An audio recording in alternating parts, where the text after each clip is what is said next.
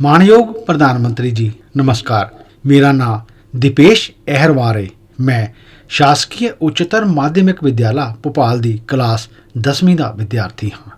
ਅੱਜਕੱਲ ਬੱਚਿਆਂ ਵਿੱਚ ਕਾਲਪਨਿਕ ਖੇਡ ਅਤੇ ਇੰਸਟਾਗ੍ਰਾਮ ਦੀ ਆਦਤ ਇੱਕ ਸਧਾਰਨ ਜਿਹੀ ਗੱਲ ਹੋ ਗਈ ਹੈ। ਅਜਿਹੇ ਸਮੇਂ ਵਿੱਚ ਆਪਣੀ ਪੜ੍ਹਾਈ ਤੇ ਧਿਆਨ ਕਿਵੇਂ ਕੇਂਦਰਿਤ ਕਰੀਏ? ਮਾਨਯੋਗ ਸਰ, ਮੇਰਾ ਤੁਹਾਨੂੰ ਇਹ ਪ੍ਰਸ਼ਨ ਹੈ ਕਿ ਅਸੀਂ ਬਿਨਾਂ ਧਿਆਨ ਭਟਕਾਏ ਆਪਣੀ ਪੜ੍ਹਾਈ ਤੇ ਕਿਵੇਂ ਧਿਆਨ ਕੇਂਦਰਿਤ ਕਰੀਏ। ਮੈਂ ਇਸ ਸੰਬੰਧ ਵਿੱਚ ਤੁਹਾਡੇ ਕੋਲੋਂ ਮਾਰਗਦਰਸ਼ਨ ਚਾਹੁੰਦਾ ਹਾਂ। ਧੰਨਵਾਦ। ਧੰਨਵਾਦ ਦੀਪੇਸ਼। ਮਾਨਯੋਗ ਪ੍ਰਧਾਨ ਮੰਤਰੀ ਜੀ, ਅਦਿਤਾਬ ਗੁਪਤਾ ਦਾ ਪ੍ਰਸ਼ਨ ਇੰਡੀਆ ਟੀਵੀ ਵੱਲੋਂ ਚੁਣਿਆ ਗਿਆ ਹੈ। ਅਦਿਤਾਬ ਸਾਡੇ ਨਾਲ ਵੀਡੀਓ ਕਾਨਫਰੰਸਿੰਗ ਰਾਹੀਂ ਜੁੜ ਰਹੇ ਨੇ। ਅਦਿਤਾਬ, ਆਪਣਾ ਪ੍ਰਸ਼ਨ ਪੁੱਛੋ। ਮੇਰਾ ਨਾਮ ਅਦਿਤਾਬ ਗੁਪਤਾ ਹੈ। ਮੈਂ 10ਵੀਂ ਕਲਾਸ ਵਿੱਚ ਪੜ੍ਹਦਾ ਹਾਂ। ਜਿਵੇਂ ਟੈਕਨੋਲੋਜੀ ਵੱਧਦੀ ਜਾ ਰਹੀ ਹੈ, ਉਵੇਂ ਹੀ ਸਾਡੇ ਡਿਸਟਰੈਕਸ਼ਨਸ ਹੋਰ ਵੱਧਦੇ ਜਾ ਰਹੇ ਨੇ। ਸਾਡਾ ਧਿਆਨ ਪੜ੍ਹਾਈ ਤੇ ਘੱਟ ਹੁੰਦਾ ਹੈ ਅਤੇ ਸੋਸ਼ਲ ਮੀਡੀਆ ਤੇ ਜ਼ਿਆਦਾ। ਤਾਂ ਮੇਰਾ ਤੁਹਾਨੂੰ ਇਹ ਸਵਾਲ ਹੈ ਕਿ ਅਸੀਂ ਪੜ੍ਹਾਈ ਤੇ ਕਿਵੇਂ ਫੋਕਸ ਕਰੀਏ ਅਤੇ ਸੋਸ਼ਲ ਮੀਡੀਆ ਤੇ ਘੱਟ ਕਰੀਏ, ਕਿਉਂਕਿ ਤੁਹਾਡੇ ਟਾਈਮ ਤੇ ਇੰਨੀ ਜ਼ਿਆਦਾ ਡਿਸਟਰੈਕਸ਼ਨਸ ਨਹੀਂ ਹੁੰਦੀਆਂ ਸਨ ਜਿੰਨੀਆਂ ਕਿ ਹੁਣ ਸਾਡੇ ਟਾਈਮ ਤੇ ਨੇ।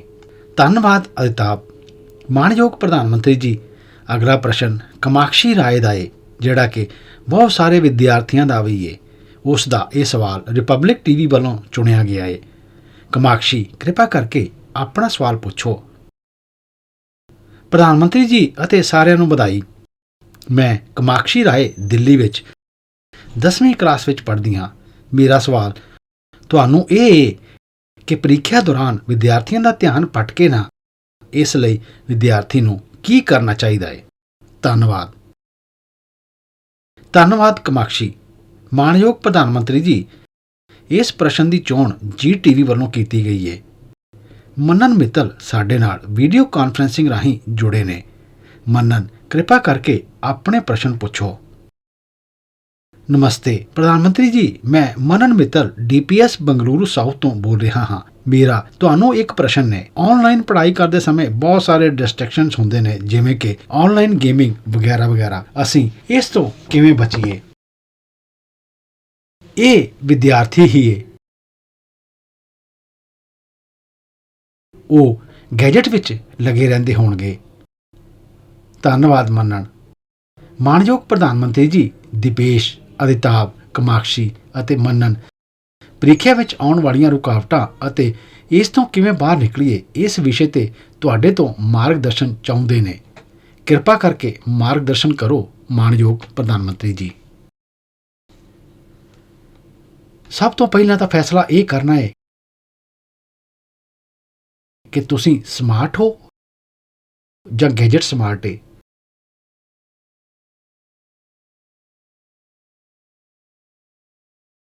ਕਦੇ ਕਦੇ ਤਾਂ ਲੱਗਦਾ ਹੈ ਕਿ ਤੁਸੀਂ ਆਪਣੇ ਤੋਂ ਜ਼ਿਆਦਾ ਸਮਾਰਟ ਮੰਨ ਲੈਂਦੇ ਹੋ ਅਤੇ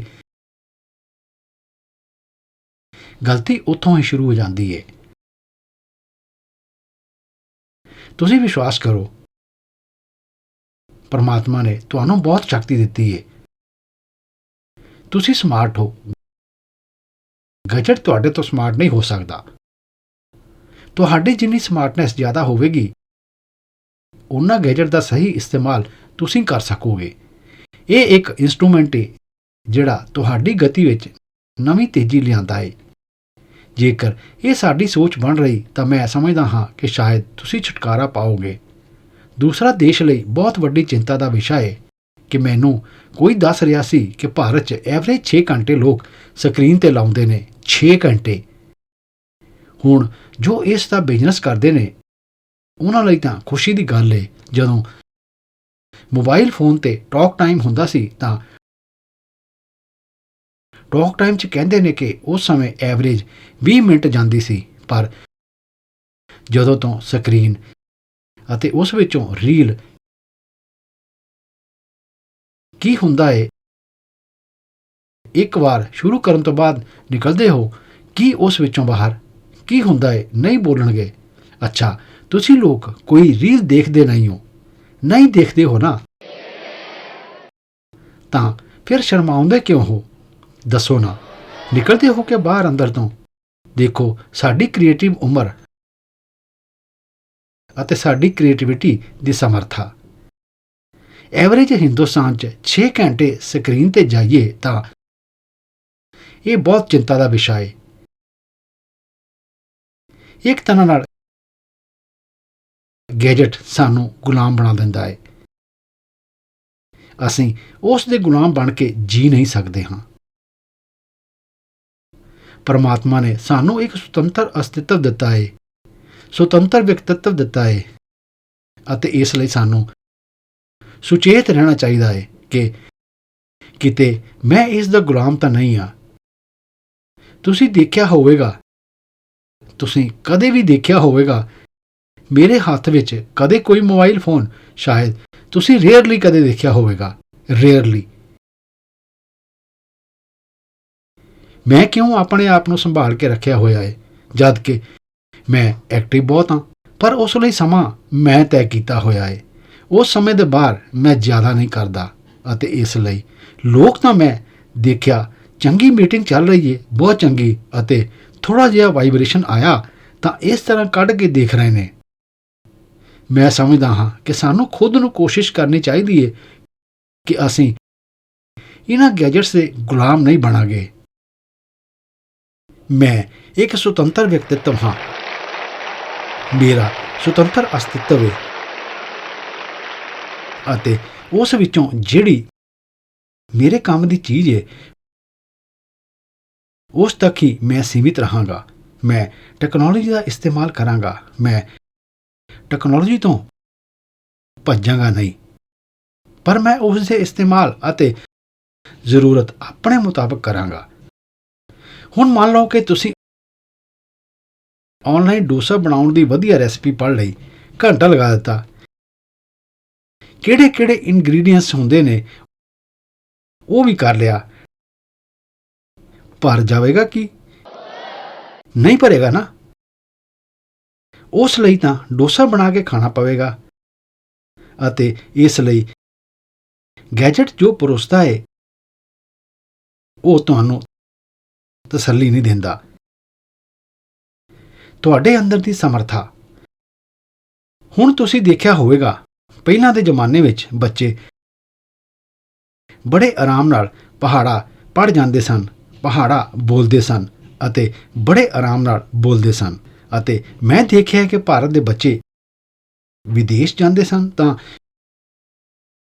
ਵਿਦੇਸ਼ ਦੇ ਲੋਕਾਂ ਨੂੰ ਬੜਾ ਅਚੰਭਾ ਹੁੰਦਾ ਸੀ ਕਿ ਇਹ ਕਿਸ ਤਰ੍ਹਾਂ ਇੰਨਾ ਪਹਾੜਾ ਬੋਲ ਲੈਂਦਾ ਹੈ। ਹੁਣ ਉਸ ਨੂੰ ਕੁਝ ਲੱਗਦਾ ਨਹੀਂ ਸੀ। ਹੁਣ ਤੁਸੀਂ ਦੇਖੋ ਹੌਲੀ ਹੌਲੀ ਕੀ ਹਾਲ ਹੋ ਗਿਆ। ਸਾਨੂੰ ਪਹਾੜਾ ਬੋਲਣ ਵਾਲਾ ਬੱਚਾ ਲੱਭਣਾ ਪੈਂਦਾ ਹੈ। ਕਿਉਂ? ਉਸ ਨੂੰ ਹੋਣ ਆ ਗਿਆ ਹੈ।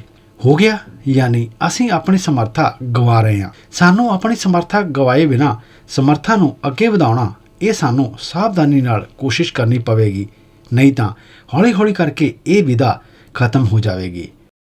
ਸਾਡੀ ਕੋਸ਼ਿਸ਼ ਹੋਣੀ ਚਾਹੀਦੀ ਹੈ ਕਿ ਅਸੀਂ ਆਪਣੇ ਆਪ ਨੂੰ ਲਗਾਤਾਰ ਟੈਸਟ ਕਰਦੇ ਰਹੀਏ, ਮੈਨੂੰ ਇਹ ਆਉਂਦਾ ਹੈ ਕਿ ਨਹੀਂ ਆਉਂਦਾ।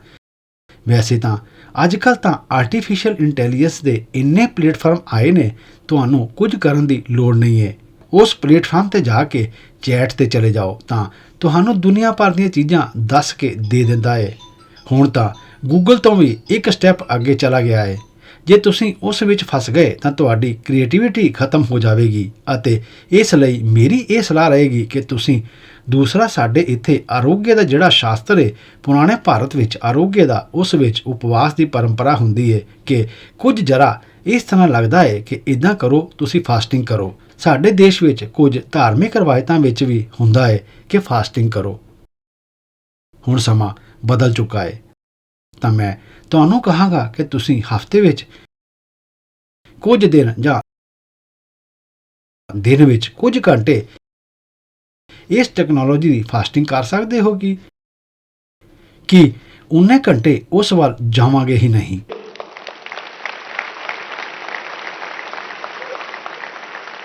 ਤੁਸੀਂ ਦੇਖਿਆ ਹੋਵੇਗਾ ਕਿ ਕਈ ਪਰਿਵਾਰ ਹੁੰਦੇ ਨੇ ਘਰ ਵਿੱਚ, ਬੜਾ 10ਵੀਂ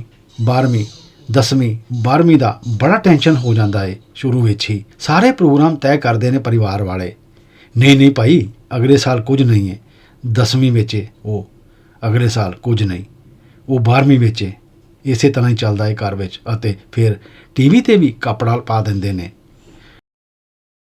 ਹਾਂ, ਨੋ ਟੀਵੀ ਕਿਉਂ? ਐਗਜ਼ਾਮ ਹੈ, 10ਵੀਂ ਦੇ ਐਗਜ਼ਾਮ ਹੈ, 12ਵੀਂ ਦੇ ਐਗਜ਼ਾਮ ਹੈ। ਜੇ ਅਸੀਂ ਇੰਨੇ ਜਾਗਰੂਕ ਹੋ ਕੇ ਟੀਵੀ ਤੇ ਪਰਦਾ ਲਗਾ ਦਿੰਦੇ ਹਾਂ, ਪਰ ਕੀ ਅਸੀਂ ਸੁਭਾਅ ਤੋਂ ਤੈਅ ਕਰ ਸਕਦੇ ਹਾਂ ਕਿ ਹਫ਼ਤੇ ਵਿੱਚ ਇੱਕ ਦਿਨ ਮੇਰਾ ਡਿਜੀਟਲ ਫਾਸਟਿੰਗ ਹੋਵੇਗਾ? ਨੋ ਡਿਜੀਟਲ ਡਿਵਾਈਸ। ਮੈਂ ਕਿਸੇ ਨੂੰ ਹੱਥ ਨਹੀਂ ਲਗਾਵਾਂਗਾ। ਉਸ ਵਿੱਚੋਂ ਜੋ ਫਾਇਦਾ ਹੁੰਦਾ ਹੈ ਉਸ ਨੂੰ ਓਬਜ਼ਰਵ ਕਰੋ। ਹੌਲੀ ਹੌਲੀ ਉਸ ਦਾ ਸਮਾਂ ਵਧਾਉਣ ਦਾ ਤੁਹਾਡਾ ਮਨ ਕਰੇਗਾ। ਉਸੇ ਤਰ੍ਹਾਂ ਅਸੀਂ ਦੇਖਿਆ ਹੈ ਕਿ ਪਰਿਵਾਰ ਸਾਡੇ ਜੋ ਛੋਟੇ ਹੁੰਦੇ ਜਾ ਰਹੇ ਨੇ, ਹੁਣ ਪਰਿਵਾਰ ਵੀ ਇਸ ਡਿਜੀਟਲ ਦੁਨੀਆ ਵਿੱਚ ਫਸ ਰਹੇ ਨੇ। ਇੱਕ ਹੀ ਘਰ 'ਚ ਮਾਂ, ਬੇਟਾ, ਭੈਣ, ਭਰਾ, ਪਾਪਾ ਸਭ ਰਹਿ ਰਹੇ ਨੇ ਅਤੇ ਇੱਕ ਹੀ ਕਮਰੇ ਵਿੱਚ ਉਹ ਉਸ ਨੂੰ WhatsApp ਕਰ ਰਿਹਾ ਹੈ। ਮੈਂ ਤੁਹਾਡੀ ਹੀ ਗੱਲ ਦੱਸ ਰਿਹਾ ਹਾਂ। ਮਾਂ ਪਾਪਾ ਨੂੰ WhatsApp ਕਰੇਗੀ। ਦੇਖਿਆ ਹੋਵੇਗਾ ਤੁਸੀਂ, ਘਰ ਵਿੱਚ ਸਾਰੇ ਬੈਠੇ ਨੇ ਇਕੱਠੇ, ਪਰ ਹਰ ਆਪਣੇ ਮੋਬਾਈਲ ਵਿੱਚ ਖੁੱਬਿਆ ਹੋਇਆ ਹੈ। ਉਹ ਉੱਪਰ ਦੇਖ ਰਿਹਾ ਹੈ, ਇਹ ਇੱਧਰ ਦੇਖ ਰਿਹਾ ਹੈ। ਇਹੀ ਹੋ ਗਿਆ ਹੈ। ਮੈਨੂੰ ਦੱਸੋ ਪਰਿਵਾਰ ਕਿਵੇਂ ਚੱਲੇਗਾ? ਪਹਿਲਾਂ ਤਾਂ ਬੱਸ ਵਿੱਚ, ਟ੍ਰੇਨ ਵਿੱਚ ਜਾਂਦੇ ਸਨ ਤਾਂ ਲੋਕ ਗੱਪਾਂ ਮਾਰਦੇ ਸਨ। ਹੁਣ ਜੇ ਕਨੈਕਟੀਵਿਟੀ ਮਿਲ ਗਈ, ਪਹਿਲਾਂ ਕੰਮ ਇਹੀ। ਜਿਸ ਤਰ੍ਹਾਂ ਦੁਨੀਆ ਭਰ ਦਾ ਕੰਮ ਉਹਨਾਂ ਦੇ ਕੋਲ ਹੀ ਹੈ, ਉਹਨਾਂ ਤੋਂ ਬਿਨਾਂ ਦੁਨੀਆ ਰੁਕ ਜਾਣ ਵਾਲੀ ਹੈ। ਇਹ ਜਿਹੜੀਆਂ ਬਿਮਾਰੀਆਂ ਨੇ, ਇਹਨਾਂ ਬਿਮਾਰੀਆਂ ਨੂੰ ਸਾਨੂੰ ਪਛਾਣਨਾ ਹੋਵੇਗਾ। ਅਸੀਂ ਜੇ ਇਹਨਾਂ ਬਿਮਾਰੀਆਂ ਨੂੰ ਪਛਾਣਾਂਗੇ ਤਾਂ ਅਸੀਂ ਬਿਮਾਰੀਆਂ ਤੋਂ ਮੁਕਤ ਹੋ ਸਕਦੇ ਹਾਂ। ਅਤੇ ਇਸ ਲਈ ਮੇਰੀ ਬੇਨਤੀ ਹੈ, ਘਰ ਵਿੱਚ ਵੀ ਕੀ ਤੁਸੀਂ ਇੱਕ ਏਰੀਆ ਤੈਅ ਕਰ ਸਕਦੇ ਹੋ ਕਿ ਪਰਿਵਾਰ ਵਿੱਚ ਜਾ ਕੇ ਅੱਜ ਹੀ ਤੈਅ ਕਰੋ, ਇੱਕ ਏਰੀਆ ਤੈਅ ਕਰੋ। ਇਹ ਏਰੀਆ ਜੋ ਹੈ ਨੋ ਟੈਕਨੋਲੋਜੀ ਜ਼ੋਨ, ਮਤਲਬ ਉੱਥੇ ਤੈਕਨੋਲੋਜੀ ਨੂੰ ਐਂਟਰੀ ਹੀ ਨਹੀਂ ਮਿਲੇਗੀ। ਉੱਥੇ ਆਉਣਾ ਹੈ ਘਰ ਦੇ ਉਸ ਕੋਨੇ ਵਿੱਚ ਤਾਂ ਮੋਬਾਈਲ ਉੱਥੇ ਰੱਖ ਕੇ ਆਓ ਅਤੇ ਉੱਥੇ ਆਰਾਮ ਨਾਲ ਬੈਠਾਂਗੇ, ਗੱਲਾਂ ਕਰਾਂਗੇ। ਨੋ ਟੈਕਨੋਲੋਜੀ ਜ਼ੋਨ। ਘਰ ਦੇ ਅੰਦਰ ਵੀ ਇੱਕ ਕੋਨਾ ਬਣਾ ਦਿਓ, ਜਿਵੇਂ ਦੇਵ ਘਰ ਹੁੰਦੇ ਆ ਨਾ, ਭਗਵਾਨ ਦਾ ਮੰਦਿਰ ਇੱਕ ਅਲੱਗ ਹੁੰਦਾ ਹੈ ਕੋਨੇ ਵਿੱਚ, ਉਸ ਤਰ੍ਹਾਂ ਹੀ ਬਣਾ ਦਿਓ ਕਿ ਜੇ ਇਸ ਕੋਨੇ ਵਿੱਚ ਆਉਣਾ ਹੈ, ਚੱਲ ਮੋਬਾਈਲ ਬਾਹਰ ਰੱਖ ਕੇ ਆਓ, ਇੱਥੇ ਇਸ ਤਰ੍ਹਾਂ ਬੈਠੋ। ਹੁਣ ਦੇਖੋ ਹੌਲੀ ਹੌਲੀ ਤੁਹਾਨੂੰ ਜੀਵਨ ਜਿਉਣ ਦਾ ਆਨੰਦ ਸ਼ੁਰੂ ਹੋਵੇਗਾ ਤਾਂ ਤੁਸੀਂ ਉਸ ਦੀ ਗੁਲਾਮੀ 'ਚੋਂ ਬਾਹਰ ਆਓਗੇ। ਬਹੁਤ ਬਹੁਤ ਧੰਨਵਾਦ।